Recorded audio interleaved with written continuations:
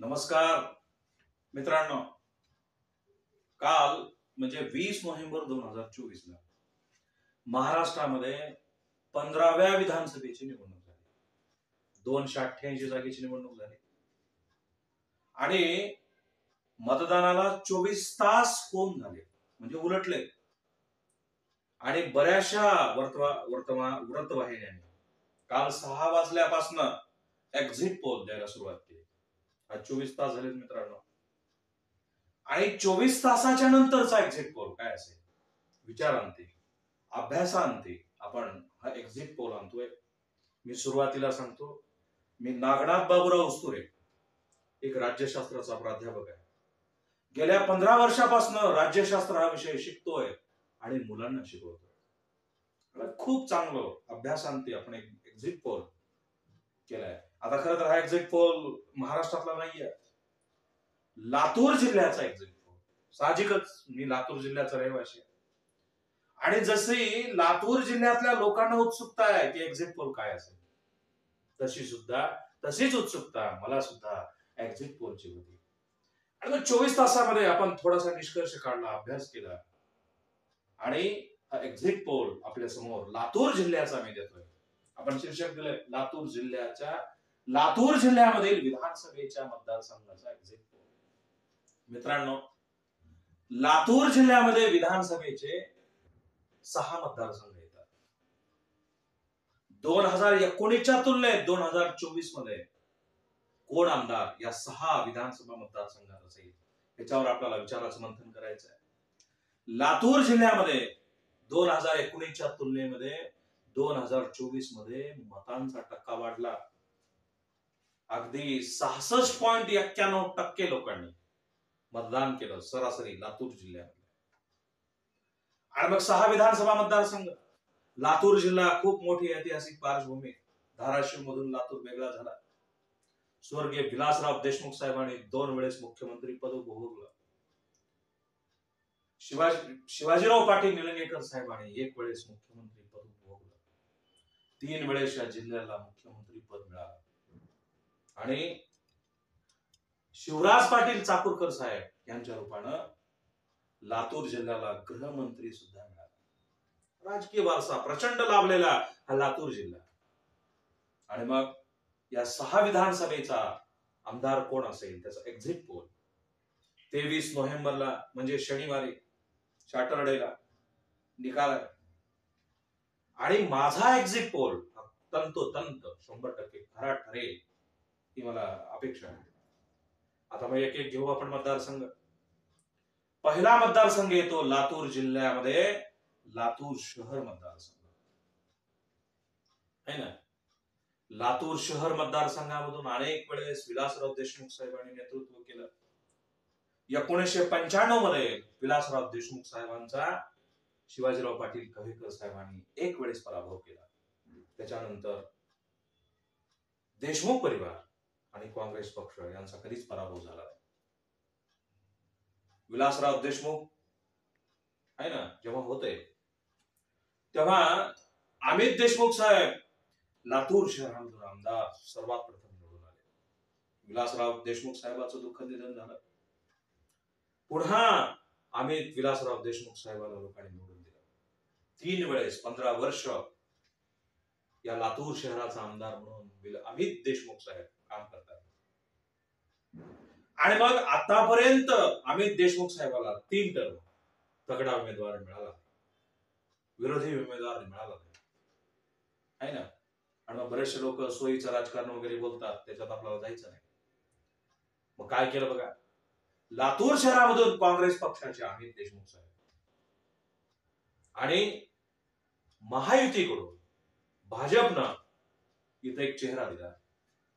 जातीय समीकरण मांडले गेले आणि एकेकाळी काँग्रेस पक्षामध्ये असणारे चाकूरकर साहेब, शिवराज पाटील चाकूरकर साहेब, निष्ठावंत कार्यकर्ते काँग्रेस पक्षाचे, त्यांच्या घरातल्याच उमेदवाराला भाजपनं तिकीट दिलं, सुनेलाच तिकीट दिलं. आणि अर्चनाताई पाटील, डॉक्टर अर्चनाताई पाटील यांनी यावेळेस 2024च्या निवडणुकीमध्ये लातूर शहरामधून अमित देशमुख साहेबांना तगडं आव्हान उभं केलं. आणि अजून एक नाव इथं प्रकर्षाने आपल्याला घ्यावं लागेल. वंचित बहुजन आघाडीकडून विनोद खटके साहेब यांना तिकीट दिलं आणि 3 उमेदवार तगडे, तिघांनी प्रचाराचं तंत्र खूप चांगल्या पद्धतीने राबवलं. आणि या तिन्ही उमेदवाराचा जर विचार केला कोणाचं पारडं जड, तर जसं अमित देशमुख साहेब 3 टर्म निवडून आले, 80,000, 90,000, 1,00,000, तसं लीड या निवडणुकीमध्ये मिळणार नाही.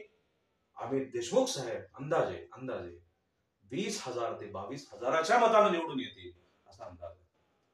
पहिला मतदारसंघ लातूर शहर, जिथं 62.6% मतदान झालं. आणि पुन्हा सांगतो, 6 विधानसभेच्या मतदारसंघाचा जर आपण हे केलं, ऑब्झर्व केलं, तर सर्वात कमी मतदान लातूर शहरामध्ये पडलं. लोकांनी कमी मतदान केलं. शहरी भागामध्ये उदासीनता दिसली है ना. खूप कमी मतदान, अगदी 38% लोक कुठे गेले हा प्रश्न. म्हणजे शहरी भागातले उदासीन लोक दिसले, शिकलेले लोक राहतात शहरी भागामध्ये असं म्हणतात. आणि ग्रामीण भागामध्ये जास्तीचं मतदान झालं. लातूर शहरामधून काँग्रेस पक्षाचे अमित देशमुख चौथ्यांदा पुन्हा निवडून येतात, हा एक्झिट पोल सांगतोय. त्याच्यानंतर दुसरा मतदारसंघ साहजिकच आहे, लातूर शहर, लातूर ग्रामीण. इथं सुद्धा विद्यमान आमदार कोण, तर धीरज देशमुख, तरुणाचं गळ्यातलं ताई. 5 वर्ष त्याने लातूर ग्रामीणचा आमदार म्हणून काम केलं. लातूर ग्रामीण मध्ये कमळ फुलेल अशी बऱ्याचशा लोकांची इच्छा होती, पण आतापर्यंत 2019 पर्यंत कमळ कधी फुललं नाही. आणि मग लातूर ग्रामीण मधून महायुतीचे उमेदवार म्हणून रमेश अप्पा कराड, भाजप पक्षानं त्यांना उमेदवारी दिली. रमेश अप्पा कराड ज्यांचा सुद्धा खूप सामाजिक राजकीय वारसा आहे. तगडी फाईट, जसं लातूर शहरामध्ये फाईट तसे लातूर ग्रामीण मध्ये फाईट. आणि मग रमेश अप्पा विद्यमान विधान परिषदेचे आमदार आहेत आणि धीरज देशमुख विधानसभेचे आमदार आहेत. आणि या दोन्ही या तगड्या उमेदवारांनी प्रचाराचं तंत्र खूप चांगल्या पद्धतीने चालवलं. ग्रामीण भागातल्या प्रत्येक घटकापर्यंत पोहोचायचा प्रयत्न केला.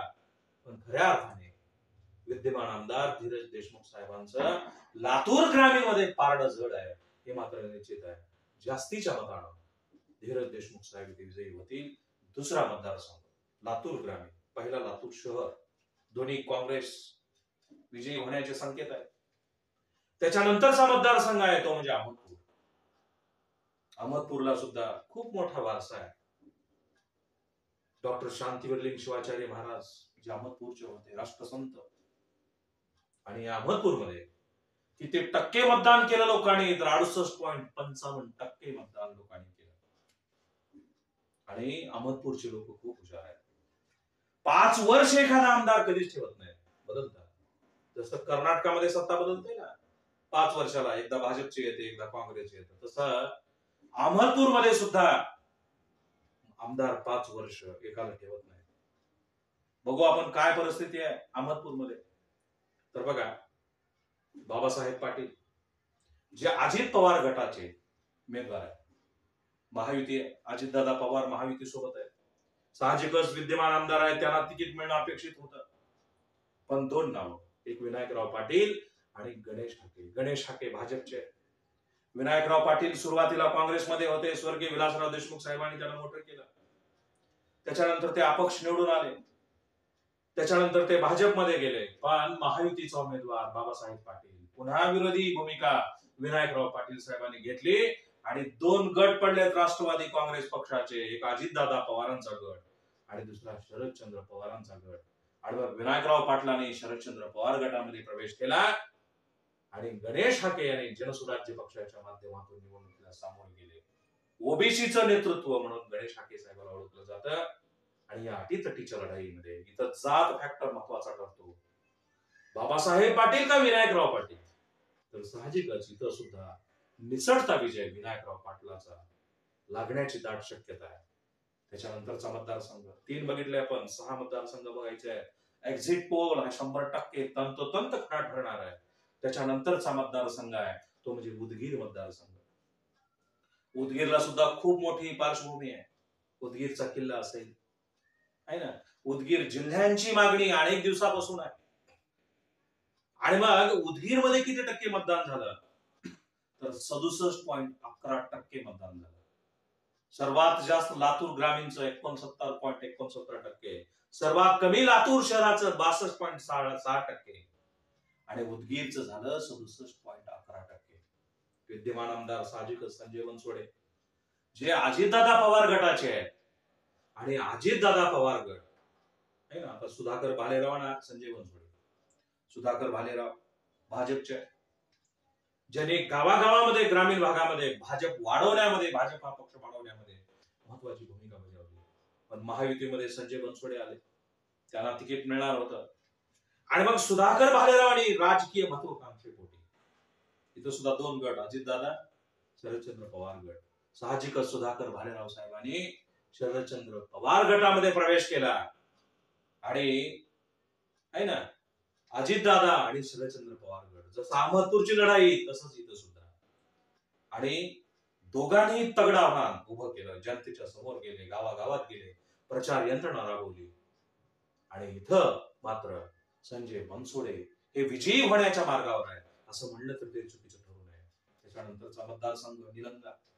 निलंग्याला मी मगाशी म्हणालो खूप मोठा राजकीय वारसा लाभलेला आहे. आणि मग शिवाजीराव पाटील निलंगेकर साहेब मुख्यमंत्री राहिलेले, अनेक वर्ष ते मंत्रिमंडळात होते. आणि निलंग्यामध्ये आजोबा विरुद्ध नातू अशी नेहमी आपण लढाई पाहिली. काका विरुद्ध आहे ना पुतण्या अशी सुद्धा आपण लढाई अनेक वर्ष पाहतोय. पण निलंग्याच्या इतिहासामध्ये आहे ना, तर निलंग्यामध्ये 65.75% मतदान झालं. आणि भाजपचे संभाजी भैया पाटील निलंगेकर, जे विद्यमान आमदार आहेत, जे सत्तेमध्ये होते, भाजप वाढवण्यामध्ये संभाजी भैया पाटील निलंगेकर साहेबांचा लातूर जिल्ह्यामध्ये खूप मोठा हात आहे. मंत्री होते. त्यांच्या विरोधामध्ये काँग्रेस पक्षानं कधीच निलंगेकर सोडून बाहेरचा उमेदवार दिला नाही. निलंगे परिवारामध्ये आहे ना राजकीय फाईट आतापर्यंत व्हायची. पण पहिल्यांदा असं घडतंय, अभय साळुंके, अभयदादा साळुंके, जे मनसेमध्ये होते, शिवसेनेमध्ये होते, पुन्हा काँग्रेस पक्षामध्ये ते निष्ठावंत म्हणून काम करतायत. त्यांचा एक फेमस डायलॉग नेहमी गाजलेला आहे, ते लातूर आहे पिल्लू. आणि मग अभयदादा साळुंकेने काय केलं की संभाजी भैयाला तगडं आव्हान द्यायचा प्रयत्न केला. तिथं अशोकराव पाटील साहेब थोडेसे नाराज झाले, पण काँग्रेस पक्षाने त्यांची नाराजी दूर केली आणि अभयदादा साळुंके सोबत आहे ना ते प्रचारामध्ये आग्रही राहिले. पण या दोन्ही कॅन्डिडेटचा जर विचार केला, तगडं आव्हान, जसं अमित देशमुख साहेबाला अर्चनाताई पाटलांनी तगडं आव्हान दिलंय, तसं निलंग्यामध्ये संभाजी भैया पाटील निलंगेकर, संभाजी भैयांना तगडं आव्हान अभय साळुंकेला दिलंय. आणि मग इथं सुद्धा अटीतटीच्या लढाईमध्ये संभाजी भैया पाटील निलंगेकरांचा निसटता विजय इथे दिसून येतोय. त्याच्यानंतरचा मतदारसंघ आहे औसा. औशाला सुद्धा खूप मोठी पार्श्वभूमी आहे. औसा आहे ना राजकीय पटलावर खूप मोठं नाव आहे, जिथं वारकरी संप्रदाय, नाथ संस्थान, हिरेमठ संस्थान, औशाचा किल्ला, खरोशांच्या लेण्या, अशा अनेक गोष्टी आपल्याला औशामध्ये पाहायला मिळतात. औसा विधानसभा मतदारसंघामध्ये जी पुनर्रचना झाली ना परिसीमन आयोगानं, निलंग्यातले 68 गावाचा समावेश केला. हे 68 गावं निर्णायक आहे. आणि हा औसा मतदारसंघ विद्यमान आमदार अभिमन्यू पवार साहेब, जे भाजपचे आहेत. आणि मग 5 वर्षाच्या काळामध्ये सत्तेच्या समीकरणामध्ये, आता खरं तर महाविकास आघाडीचं सरकार 2-2.5 वर्ष, पण नंतर महायुतीचं सरकार, आणि 2.5 वर्षाच्या काळामध्ये अभिमन्यू पवार साहेबांनी ग्रामीण भागापर्यंत अनेक कार्यकर्त्यांना मोठं केलं. ग्रामीण भागापर्यंत प्रत्येकापर्यंत पोहोचायचा प्रयत्न केला. आणि त्यांना तगडं आव्हान महाविकास आघाडीचे दिनकर माने, जे दिनकर माने साहेब गेले आहे ना, म्हणजे अगोदर दिनकर माने 10 वर्ष आमदार होते आणि दिनकर माने साहेबांनी प्रत्येक गावामध्ये असं एकही गाव दाखवा जिथं आमदार निधी पोहोचला नाही आणि 1 लाख रुपये मिळवा, अशी खुलं चॅलेंज, खुलं आव्हान लोकांना दिलं होतं.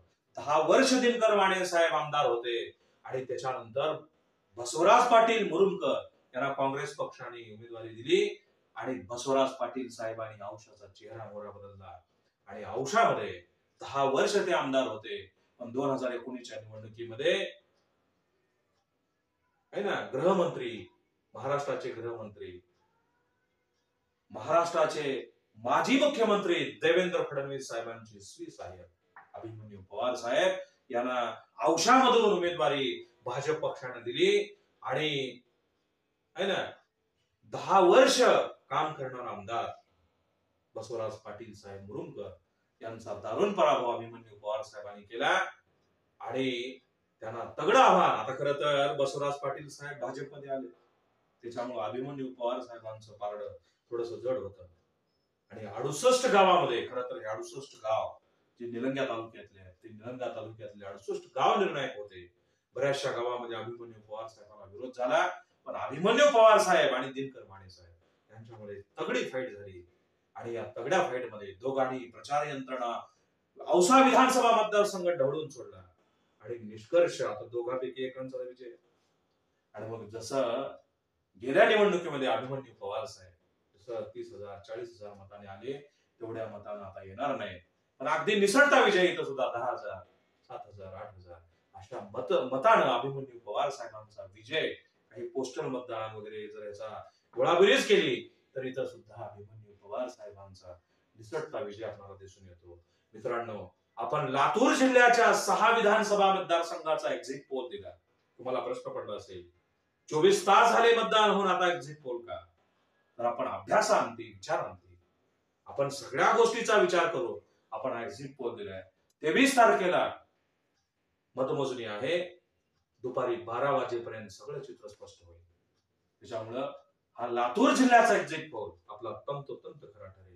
खरं तर वरचं 288 मतदारसंघाचा आपण नाही बघायचं, कारण आपण लातूर जिल्ह्याचा एक्झिट पोल पाहिला.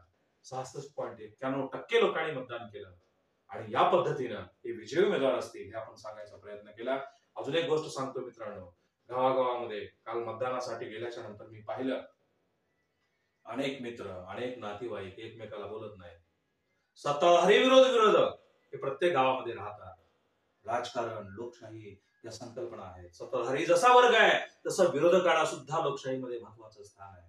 त्याच्यामुळं आपले मित्र, आपले नातेवाईक जर या निवडणुकीमुळे कोणाच्या मनात निर्माण झाली असेल तर ही नाराजी दूर करा. वरच्या राजकारणाची हवा डोक्यात शिरू नये म्हणून तुम्हाला हा संदेश मी या माध्यमातून देतोय. आणि मग अशा पद्धतीने आपण एक्झिट पोल दिला. एक्झिट पोल पुन्हा आपण जेव्हा हे उमेदवार जेव्हा निवडून येतील तेव्हा पुन्हा आपण तुमच्या समोर येऊ. पुन्हा एकदा सांगतो, नागनाथ उस्तुरे हे युट्यूब चॅनल आपण खास राजकीय घडामोडी, शैक्षणिक घडामोडी याच्यासाठी सुरू केलंय. सर्वांनी आपल्या या नागनाथ उस्तुरे युट्यूब चॅनलला सबस्क्राईब करावं, लाईक करावं, शेअर करावं आणि बेल आयकॉनचं बटन दाबावं अशी माफक अपेक्षा तुमच्याकडून व्यक्त करतो आणि थांबतो मित्रांनो. थँक्यू.